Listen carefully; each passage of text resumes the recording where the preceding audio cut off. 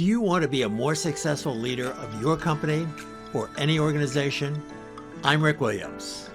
Welcome to the Create the Future podcast. I have guests come on my podcast to share their stories about making difficult decisions that determine the future of their company. We learn what worked, what didn't work, and we have a little fun along the way. You will be a more successful leader if you listen to and learn from these stories. So I have a great guest today, and I'm excited to get started. Paige Arnof-Fenn is the founder and CEO of Mavens Moguls, a marketing, branding, and communications firm based in Cambridge, Massachusetts. She is a passionate connector of people and ideas. She worked with Coca-Cola and Zipcars and is an alum of my alma mater, Harvard Business School. So welcome to Create the Future podcast. So Paige, introduce yourself and tell us a little about your journey up to this point. Thanks so much, Rick. I'm excited to be here today. So I actually started my professional life as an investment banker in the 80s in New York City. When I graduated from college, my senior year, the Wall Street movie that Michael Douglas made came out. I saw it and I got completely hooked. It was kind of a crazy time, and I made a 2-year commitment, and I realized in the first few weeks it wasn't really what I thought it was going to be. What makes a great movie does not make a great career choice. But I made a 2-year commitment, and I learned a lot and met some amazing people. But I knew I wanted to go back to business school and kind of do a reset. So Okay. I went back to business school, and my first semester, I took a marketing class. I got the highest grade in the class, got a summer internship in marketing, and I've been in marketing ever since. So I have kind of 3 chapters to my marketing career. I started at big consumer products, Fortune 500 companies like Procter Gamble and Coca-Cola, very well-established brands. P&G Mhm. invented the concept of brand management, big budgets, well-known brands, and it's like branding boot camp. You really learn the ins and outs with companies that are extraordinary at what they do. They're always number one and sometimes number one and number two in their categories. So that was my first chapter. But then in the mid to late 90s, the internet 1.0 started taking off. And I just got enamored with there were so many articles about all these technology businesses raising tens of millions of dollars, doing all these cool Mhm. things. And they were moving so fast. And I decided I wanted to quit my big, cushy corporate job at Coke and go work for a startup no one had ever heard of. I think my boss and my mom both thought I was having a nervous breakdown, but they thought, just take a vacation. You need to relax. And I was Okay, like, so I'm just going to stop you for 1 second. So I'm hearing you making 2 big decisions in your life about your career. So this has been a big issue for you, making sure you're on the right path, and you've made already in your story 2 important decisions. This is great. so I joined a startup, and they had raised, I don't know, significant money, but not P&G and Coke money. And we wanted to put this brand on the map. I was the first head of marketing, built the team from the ground floor.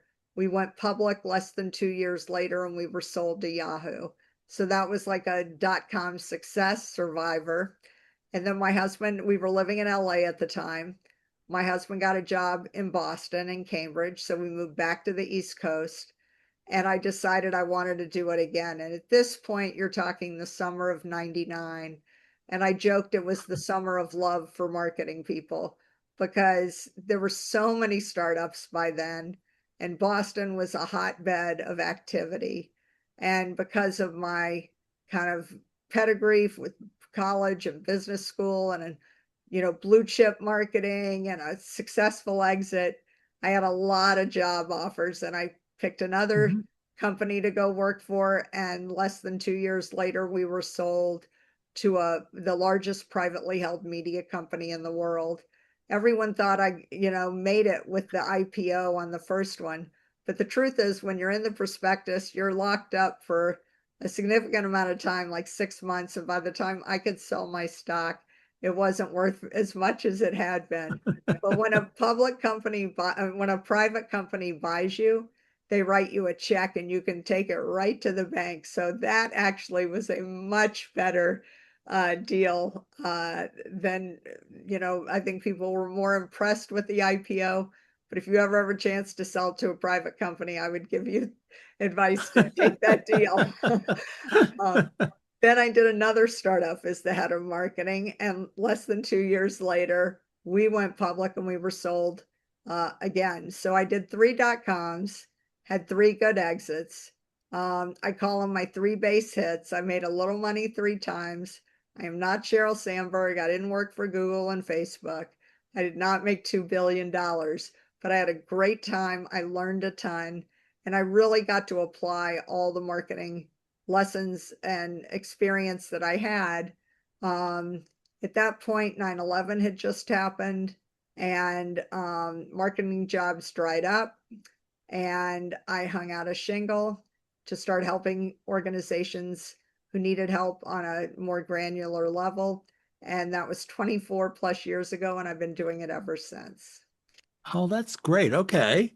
Well, that's a great history. Now, okay, I've already called out these, uh, career-changing decisions you've already made, but I know you want to talk about really tough decision that you had to make early in the career, early in the life cycle of your current company that I think is really important for people to hear. So tell us a little bit about that.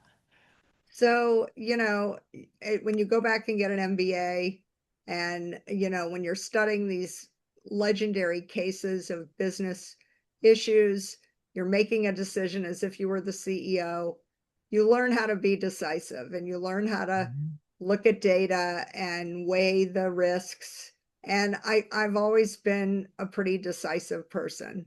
I think with my own firm, when it's your name at the top and it's your baby. I named the company. I built everything from the ground floor. I attracted the right people, great clients. Honestly, the issues that came up that were business problems, I started my company before social media, before the Mhm. Great Recession, before AI.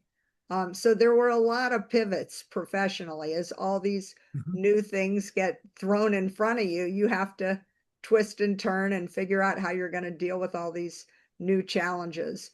But those are just business decisions. I was always very clear-headed. I think the things that really got to me along the way were the people decisions, both the colleagues that I brought on to the company and our clients. Mhm. Those are the decisions that were always the toughest ones to make, and that really kind of punch you in your gut. I think the hardest lesson I learned early on was that the people you start with are not always the ones that kind of grow with you. Early on, I started with people that I knew from previous lives. We had worked together, or, had a connection. And then as we grew, I added to the network.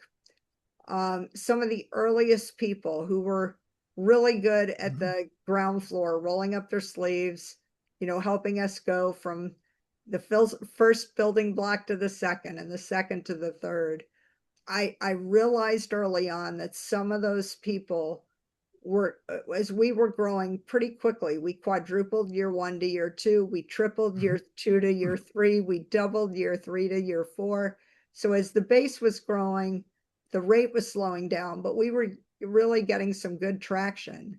And I saw that I had a Mhm. couple of one-trick ponies in the group. They were really good at the stuff we started doing, but as we were scaling pretty aggressively, they were not keeping up. They wanted to keep doing the same things that they were comfortable Mhm. doing.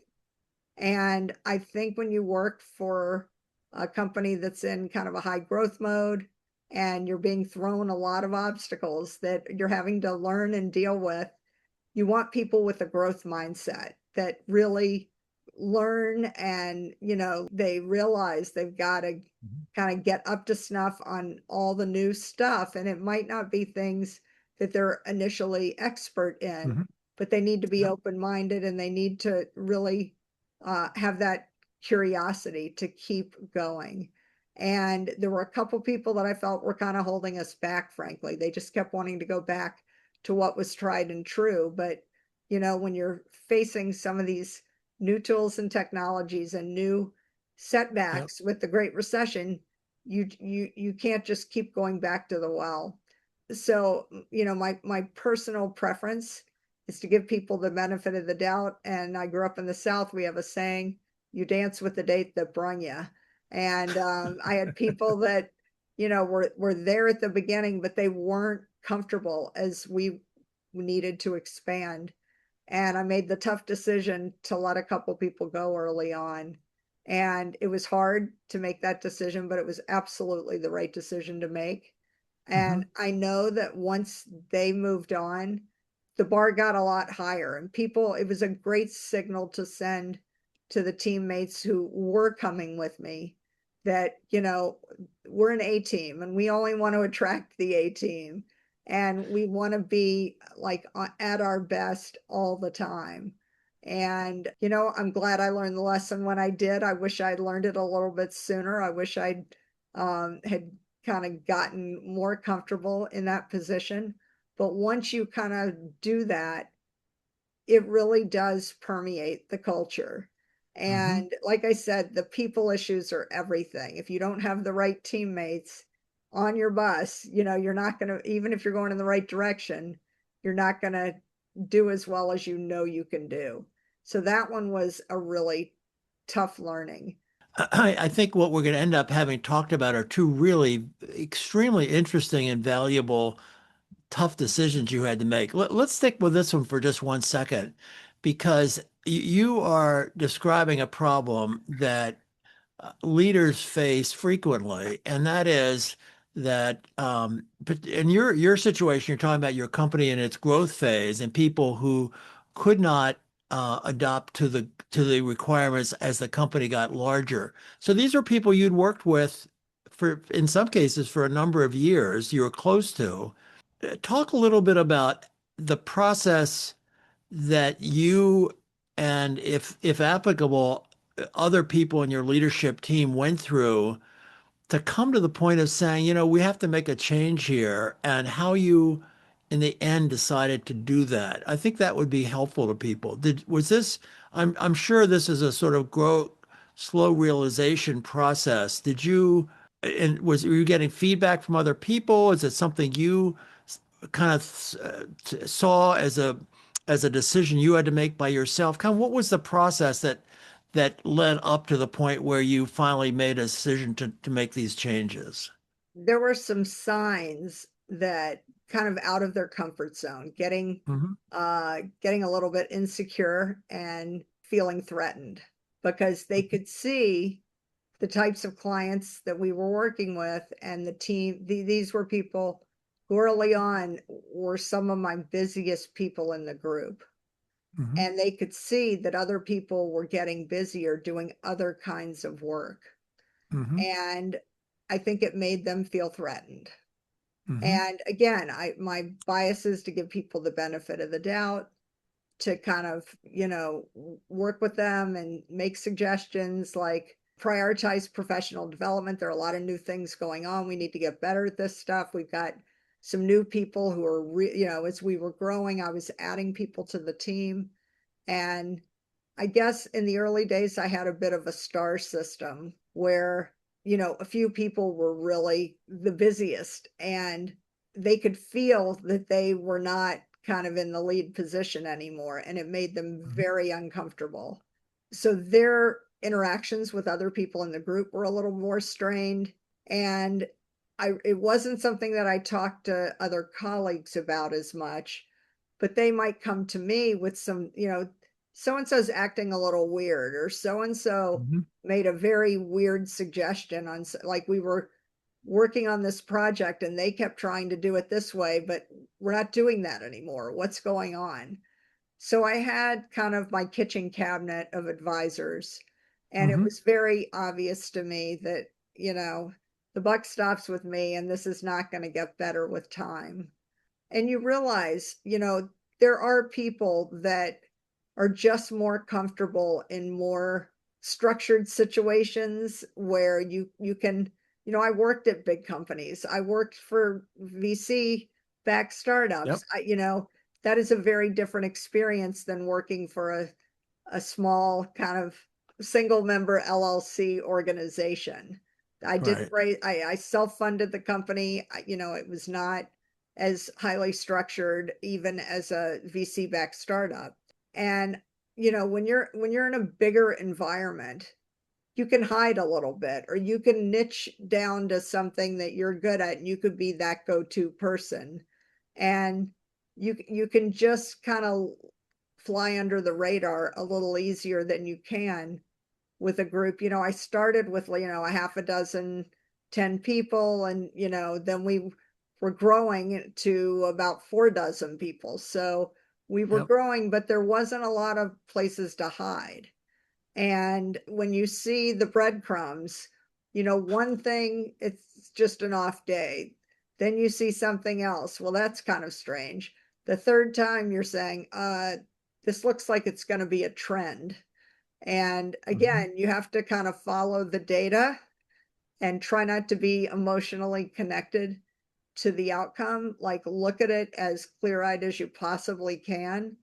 And when you realize this is not going to get better with time, and they've made it pretty clear they're not willing or interested in growing the pie, if you will. Yep. Like, I want people with that growth mindset who believe in professional development, who believe we can always do better, get smarter. I want to be that professional service firm that's really a partner, not a vendor. I want our clients to know that we Yep. have their back. We're giving them the best advice for them. It's not about us. Our story is our client's story. If we Right. help them succeed, we are doing a great job. So And now let me just pause you for 1 second here, because yeah, you are saying some things that are can be extremely helpful to people who will hear this. And you have gone through a process of having to deal with deciding whether you're going to terminate some people that have been very important in your company. And you mentioned that you have, in effect, kind of a kitchen cabinet. So one of the questions is, how did you use that kitchen cabinet? Who do these people tend to be? So it wasn't a board of directors or anything like that. Coming to the point where you realized you had to make some decision and then finally making a decision. I know you've already said you had to make these decisions yourself, but you used at least bounce ideas off, wanted to hear feedback from experience from other people in your kitchen cabinet. How did you use them as a tool for helping you come to the point of actually making your final decision and carrying through on it?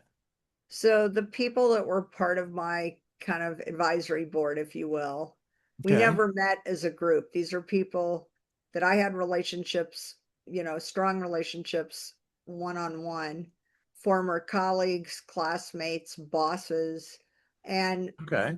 you know, people that have worked in or around the startup community. So I had a lot of respect and admiration. I knew these people had my back. My husband is in that group. He was a fellow entrepreneur, growing a business pretty aggressively as well. And you need a reality check. You need people who Mhm. can kind of, be a cheerleader at times, but also kick your butt sometimes and hold the mirror Yeah. up and share their experience and learning. And I knew, like, there are times when tough love is needed. And when I started getting the same message from people, and because again, I knew these people, I knew people who knew them, and I didn't want to be alarmist or crazy. And I did Yep. behind the scenes talk to people and I said, does this seem like something that could be problematic? And what was most interesting to me is it wasn't that surprising to people who knew me Hmm. and knew them. For the Hmm. people that didn't know them at all, um, it can be pretty clinical, like it's just a data point and they can extrapolate from their own experience. Yep, I've had those situations. It's tough. You know what you need to do. But for people that knew me and knew them, you know, they could see how something like this could happen. Like, wow, your company has been really successful. People do recommend you, refer you, you know, I can see why this is not working well for them because I saw Hmm. that in the other organization when I work with them, they did tend to get threatened or Hmm. they did feel uncomfortable if they were, no longer the go-to person. I've seen this with my own eyes. Yep. You're not crazy and it's not going to get better. And I'm sorry you're dealing with it. I think it's amazing that they contributed as well as they did while they were doing it, but I think you know what you need to do now.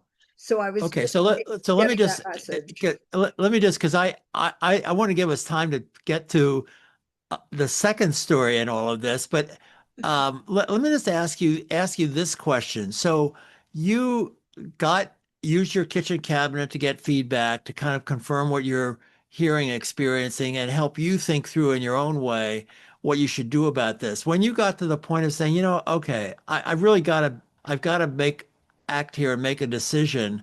What did you do for yourself, for managing yourself? Did you say, okay, I'm going to go for a walk and think this through, or go to the gym, or just wake up in the morning and said, damn it, I'm doing this today? Or kind of how did you manage yourself in moving to the point of, okay, I'm actually going to move and get this done? Well, I think I hit a tipping point. I think I realized, like I said, it was a trend. The facts were pretty crystal clear. It was black and white. Yeah. And I just had to buck up. I mean, being the leader of an organization, the optics matter. You can't just say, words about your value, your corporate values, and Hmm. what matters if you don't live it every day. It's an authenticity and integrity thing. You really have to put your money where your mouth is. And I had an opportunity to present the conversation because these are people that I was still interacting with regularly. And Hmm. it just came up in a very natural way that I don't think you're happy here. I can tell this isn't, you're not having fun the way, we did in the early days. I don't think this is a good fit. I really appreciate what you've done, but I think we're both going to be better off if you move on and shake hands and part ways. And I wish you well, and I appreciate the fun that we had together, but I Yeah. don't think I don't think it's working right now. And obviously, it's a tough conversation and you have to do it. And ironically, I think a lot of the stuff that they pushed back on and really fought, they've continued to fight. I mean, I don't know that they've ever made peace with the fact that, it's in seeing how they've kind of moved forward, it was absolutely the right decision. No, no Mhm. question. And I do think I got the best success out of them when they were kind of at the uptick, and I feel like Right. that was the highlight of their careers, probably. Even they might admit that at this point, I'm not sure, but it's Okay. tough. It's tough. So I know you want to share the story of dealing with a very difficult client. So why don't you get into that? So we'll hear that story as well, because this is another version of, you know, what do you want your own business life, your personal life to be like? And you've now talked about dealing with a important colleague or colleagues, but now how about dealing with a difficult client? So this was one of my very first clients. They signed a $10,000 a month annual retainer. So not an insignificant client in the first 6 months. And we were doing public relations for this client. And I have a great PR team, and they were just killing it. Like from the first month, they were getting him really high level press, small business owner. And he was being very slow to pay and just not a lot of positive feedback from working together. And on month 3, so the team, I'm in Boston, the client was in Boston, the team was mostly in New York City. So we met virtually, but the client was going to be in Boston, so we were going to get together in person for the first time. So I was really excited, and we get to the conference room table, and I say to the client before we dig into the agenda, you've got the team here in person. Maybe let's just start. Maybe you could thank them for all their hard work, and we can talk about some of these early successes, to have started less than 90 days ago, and see the kind of traction you're getting is really phenomenal. And the client looks me dead in the eye and says, I'm sorry, you want me to thank you? I'm paying you. Why would I thank you? And I was like, whoa. And this was in front of the team. So I was a little bit horrified. I already thought he was a pain, but this was kind of crossing a line. So basically, I kind of took the opening and I said, yes, you are paying us, but in fact, we haven't gotten the money yet for the second month, and the third month is starting today. So maybe before the end of our meeting, you could walk back to your desk, grab your checkbook so we can get caught up for the next kind of tranche of work. And he kind of blew me off, and we dug into the agenda. Well, at the end of the meeting, I really had an epiphany kind of listening to him during the course of the meeting. And I thought, I know the guy's a jerk. My team knows the guy's a jerk. And I'm guessing everybody knows this guy's a jerk, the people that, he comes into contact with. And like I said, we had gotten him some very high level media. He lived in a Boston suburb, and one of the articles we had was in the local weekly newspaper for his town. It's a free newspaper that they put at the dry cleaner, at the coffee shop. And while we were going through the agenda and we were talking about all these amazing, blue chip media coverage he was getting, he said, I just want to stop you right there.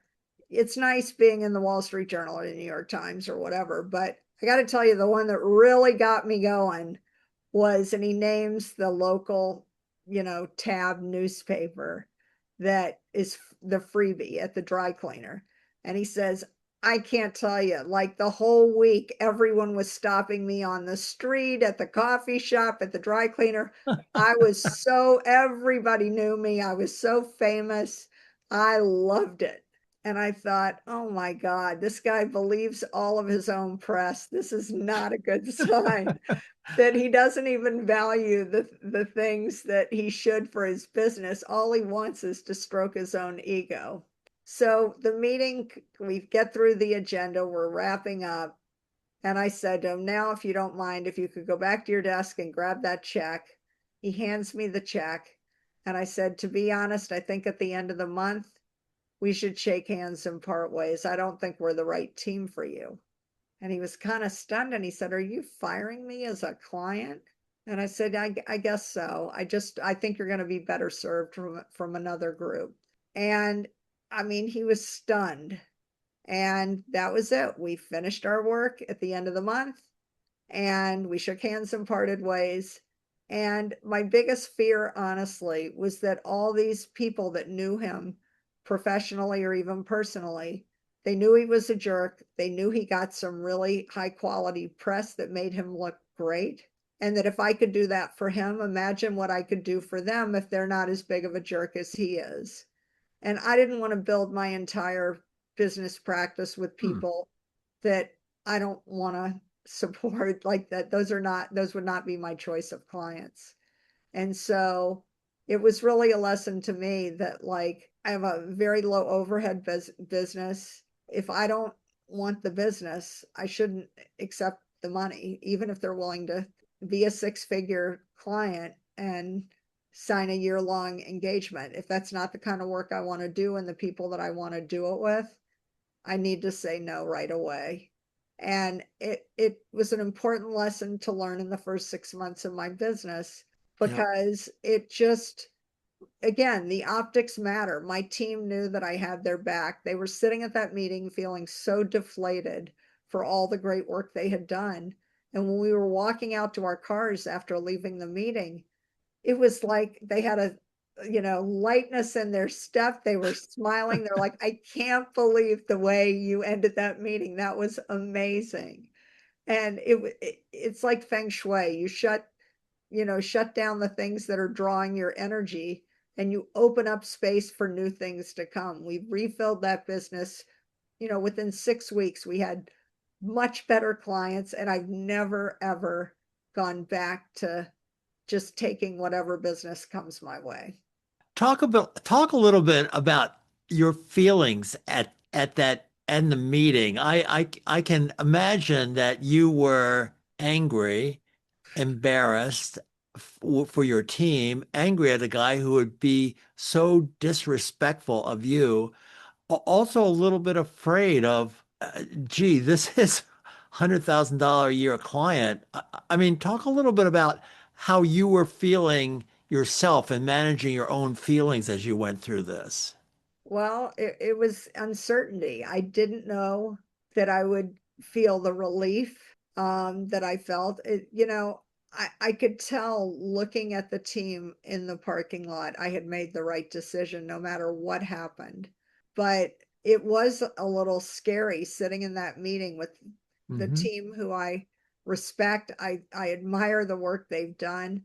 And the guy was rude. I mean, he was a jerk. And again, I grew up in the South. Manners matter. I want to work with people and for people that I enjoy spending time with. I don't, I took the job on Wall Street out of college because they offered me a lot of money. And I learned that lesson pretty quickly. Like I said, in the first month, I knew that was probably not a great way to make a job decision. And I stuck to my guns by not going back to finance after business school. But when it's your company and your name on the door, whether, my company name is different than my personal name, but people know that I'm the founder and the CEO. And so, you vote with your wallet. And if you're not, putting your money where your mouth is, I think, Right. if your core values are about authenticity and integrity, and you're not comfortable in your own skin making those decisions, you got to trust your intuition and your gut on that. Right. You're also raising the importance of values in making decisions that, so often I'm kind of going back to our shared business school training, say, oh, it's just the numbers. It's just a numbers game. Oh, it's just business, blah, blah, blah. In truth, if we're not living our life with values as an important part of how we live our life and the decisions we make, we're not going to be successful, and certainly we're not going to be living the life that we want to be living. And what you're sharing with us is an important example of values as a core determinant of how you conducted your business. It's the lens that you look through to decide where to put your time and your energy and your Right. blood, sweat, and tears. Well, let's wrap up with a little. Tell us a little bit of story. Where did the Maven and Moguls name come from? Well, what So what when what are you communicating with that miscommunicator? when I started forming so I had clients before I realized I was starting a company, because I had run marketing at three venture-backed startups. I knew a lot of investors and board members, and I had a lot of classmates who were in the kind of small business community. And people came to me after 9/11 and said, we fired our marketing department, or we fired our agency, but we have a new product coming out, or we have a trade show coming up, and we really need some help. Can you help? And I could help, but I never worked on the agency side. I was never a service provider. I was always the client. My husband's like, there's a red flashing sign in front of you. These people trust you. They know you. You've been doing this work. You can do this. So I called all these people that I knew from my previous life, and I jokingly referred to the women as the marketing mavens and the guys as the marketing moguls. So, right after 9/11, I had this team assembled, and we knew we could roll up our sleeves and get the work done. And I said, again, I came out of a more professional environment. I said, well, if we're going to do this, we need a website. We have to look like we know what we're doing. college Okay. college buddy of mine wanted to learn how to program, so she did the programming. I wrote the web copy, and I said, I keep calling everybody Mavens and Moguls when I email the group, but we do need like a real name. So I put together, an email, and I sent it to like 100 people, and I had a bunch of names on the list. Most of them were quite serious names. I knew I didn't want to use my personal name as the company name, but we were checking integrated marketing solutions, strategic marketing advisors, very, serious names. And I threw in Mavens and Moguls because I thought, that's kind of my cute name. Maven, by the way, is a Yiddish word for expert. My great grandmother would have said it meant know it all. She would have not have liked that name. And a mogul, if you look it up in Merriam-Webster, is someone of rank, power, or distinction in a specified area. I like the alliteration, and I just, the marketing mavens, the marketing moguls. Anyway, I sent out the email to a lot of people whose opinion I value. They were other marketing people, potential clients, potential people that would refer business to us, attorneys, accountants, friends of mine in the investment community and venture capital, private equity. I sent out the list, and I said, do any of these names sound like a good name for a new marketing consulting firm? And there were three people that when they responded said, here are the names I like the most. The only name I thought was really bad was Mavens and Moguls, or whatever you do, don't pick Mavens and Moguls. Okay, so, but Mavens and Moguls made it into like the top 5 of the majority of the responses. So I was like shocked. I was pretty surprised. So about 2 days after I got the responses back, one of those three people who hated the name called me and said, is it too late to change my vote? And I said, no, no problem. We're still working on the website. And she said, I have to admit to you, I know I picked names that I thought were good, but the only name I can't get out of my head is that damn Mavens and Moguls. Like, she said, I think maybe that should be your name. And then I told her, and so then I called back one of the other people that hated Mavens and Moguls. And he said, so I'd put together what's called a concept test, which you learn about at P&G. Company X helps you with your marketing and advertising and branding and PR. Company X can do this, company X can do that, and fill in the name for company X. And then you give them a list. And the guy that I called who said, I hate that name, Mavens and Moguls, he said, honestly, Paige, I picked company X. I thought that was the best name you had on the whole list. I said, that was not an option. That was a placeholder. So I feel like I knew at that point it had to be Mavens and Moguls. And the truth is, it's a fun name. It's not serious, but we don't take ourselves seriously, but we take the work very seriously. And I just feel like it's a conversation starter, like you. How did you get the name? What does it Right, mean? And so once you get into a conversation, the door is open. And if right. you're a marketing and branding company and you don't have a good name, what does that say about your ability to do marketing and branding? So I think it's helped us a lot. Well, Paige, this is wonderful, a wonderful conversation. Thank you for sharing your experiences with us. You've made a valuable contribution to understanding the challenges that leaders face every day with these great stories. So, how can people who are tuning in our audience learn more about you and Mavens and Moguls? So go to my website, mavensandmoguls.com. It's Mavensandmoguls. And I'm also on LinkedIn. That's my platform of choice. You'll see my last name is hyphenated, but on LinkedIn, it's all smushed together. And as one of my clients always says, there are too many words between my hyphenated name and the ampersand in between Mavens and Moguls. She's like, all I ever remember is Paige and Mavens. And when I Google it, you pop right up. So thank goodness for search engine optimization. You can always find me that way too. All right, well, that's great. So, I want to thank our audience for taking the time to engage with our guests and learning from our guests. I hope you found our discussion compelling, valuable, and also engaging.